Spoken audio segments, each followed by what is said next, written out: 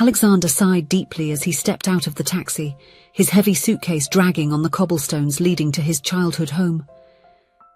The fresh air of the small countryside town filled his lungs, so different from the suffocating atmosphere of the apartment in the metropolis where he had spent the last few years. His tired eyes scanned the familiar facade, noticing the vines that now covered much of the exposed brick walls.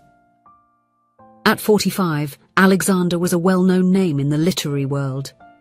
His introspective and complex novels had captivated critics and the public alike, earning him awards and a comfortable financial life. However, success had brought with it a self-imposed isolation that had gradually dried up the source of his creativity. For months he faced a creative block that seemed insurmountable. Words, once so fluid, now slipped away like water through fingers. It was in this moment of despair that he decided to return to his hometown, a place he had avoided for years, laden with memories and conflicting feelings.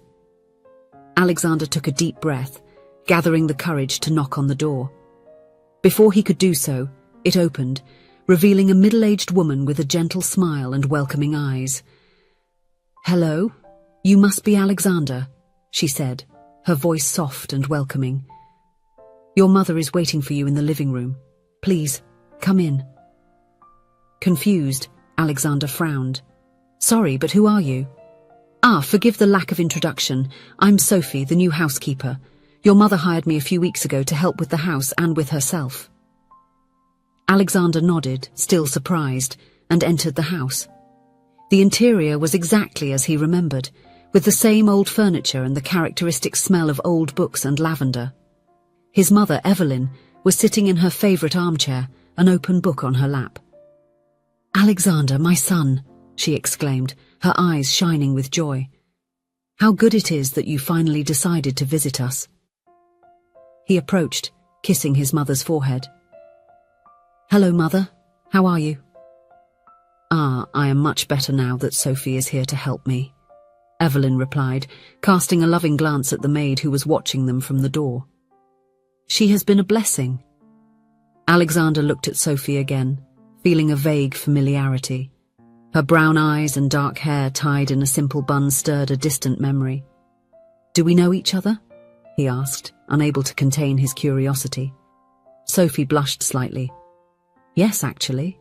We studied together in high school. I always admired your writing, even back then." The realization struck Alexander like lightning. Sophie Carter, the shy girl who always had a book in her hands, sitting at the back of the classroom. He remembered noticing her furtive glances but had never had the courage to approach her. "Sophie Carter," he said, an involuntary smile appearing on his lips. "Of course, now I remember." Evelyn interrupted the moment.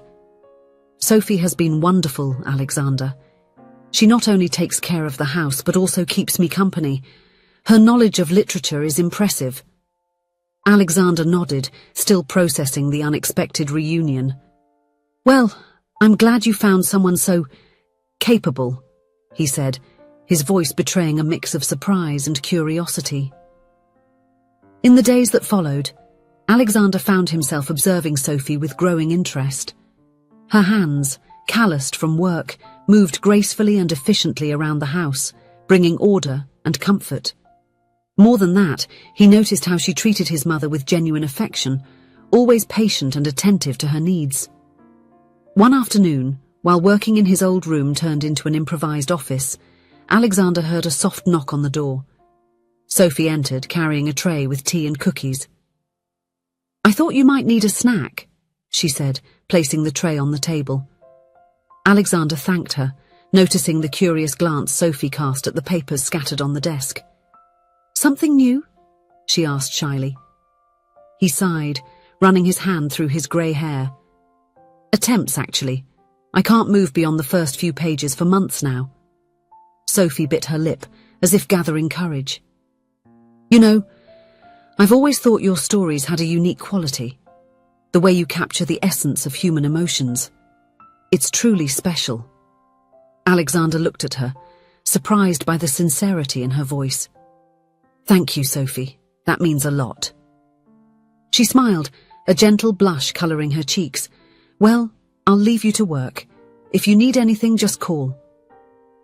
After she left, Alexander became thoughtful. It was the first time in a long while that someone spoke about his writing with such genuine enthusiasm. He realized that he had distanced himself not only from his audience, but also from the very reason he had started writing. Days turned into weeks, and Alexander found himself increasingly comfortable in Sophie's presence. Their conversations about books and writing became a highlight of his days. He began to notice small details: the way she tilted her head when she was focused, the sparkle in her eyes when she talked about a story she loved. One night, while everyone was asleep, Alexander went down to the kitchen for a glass of water. To his surprise, he found Sophie sitting at the table, absorbed in reading a manuscript. "What are you reading?" he asked, making her jump with surprise. "Alexander, I'm sorry, I found this while cleaning the attic," she stammered, showing a bundle of yellowed papers. "It's one of your old, unpublished manuscripts. I know I shouldn't have, but—" He approached, recognizing the pages of a story he had abandoned years ago. "Don't worry, Sophie. What did you think?" Her eyes sparkled with excitement. "It's incredible, Alexander. The way you portray the protagonist's inner conflict, his journey of self-discovery. It's fascinating. Why did you never finish it?" Alexander sat beside her, touched by her reaction. "Honestly, I lost confidence. I thought no one would be interested in such a personal story." Sophie placed her hand over his, a gesture of comfort that sent a wave of warmth through his body. "You are mistaken. It's precisely this emotional depth that makes your writing so powerful." At that moment, something changed within Alexander. Sophie's words, her genuine passion for literature, awakened something he thought he had lost. In the days that followed, he found himself writing with renewed vigor, inspired not only by his own experiences, but also by the stimulating conversations with Sophie. As he worked on his new manuscript, Alexander also began to reconnect with his mother. Evelyn shared stories of her youth, revealing facets of her personality that he had never known. Sophie, always present, acted as a bridge between mother and son, her presence softening old tensions and misunderstandings. One sunny afternoon, as they walked through the backyard garden, Evelyn held Alexander's arm, her touch more fragile than he remembered. "Alexander, there is something I need to tell you," she said, her voice trembling slightly. He looked at her, noticing for the first time the deep lines of worry on her face. "What is it, Mom?" Evelyn took a deep breath. "I'm sick, son. The doctors, they haven't given me much time." Alexander's world seemed to collapse. "What? But why didn't you tell me before?" Tears glistened in his mother's eyes. "I didn't want to worry you, not when you finally came back home. And I wanted to make sure you wouldn't be alone when I was gone." The realization hit Alexander like a punch to the stomach. "Sophie, did you hire her for this?" Evelyn nodded. "Partially, yes. I knew you would get along well. She always talked about you, you know, even after all these years." Alexander remained silent, processing the information.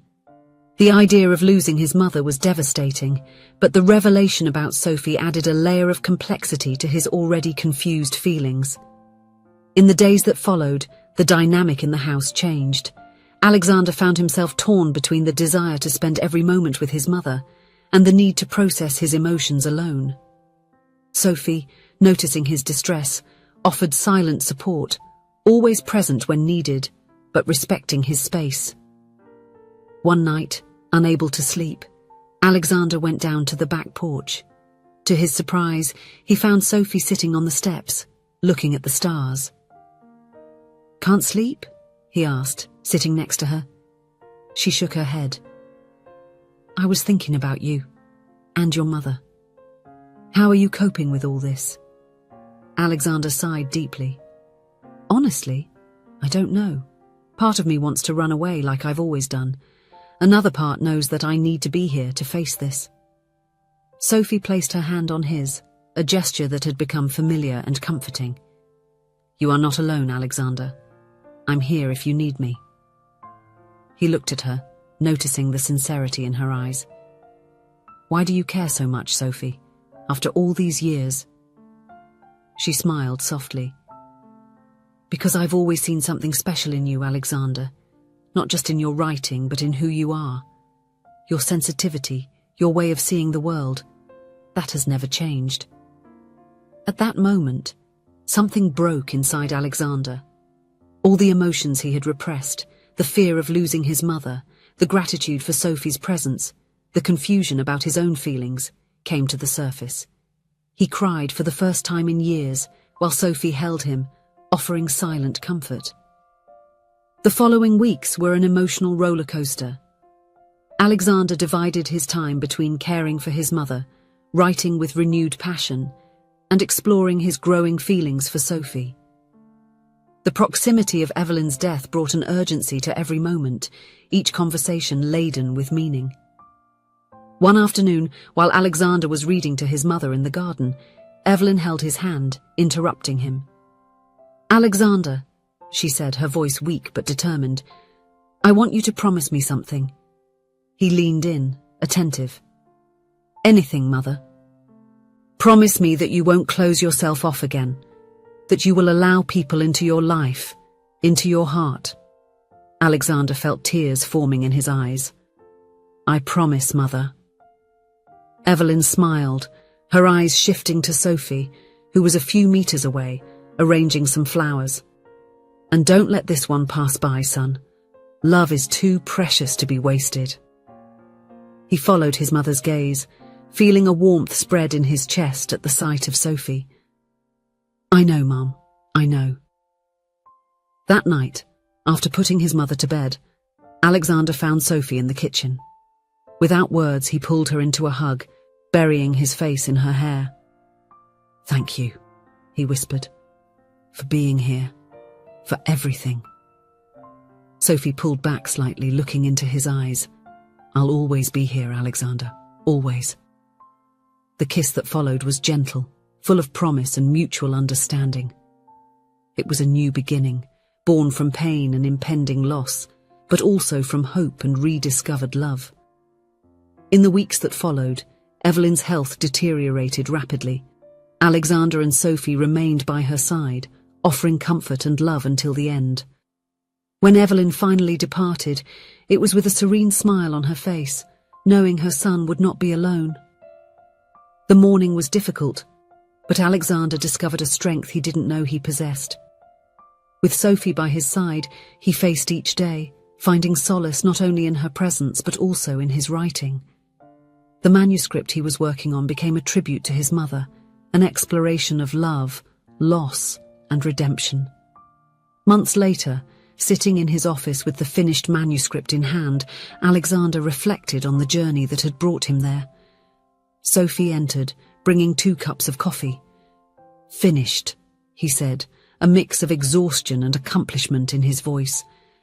Sophie smiled, sitting down beside him.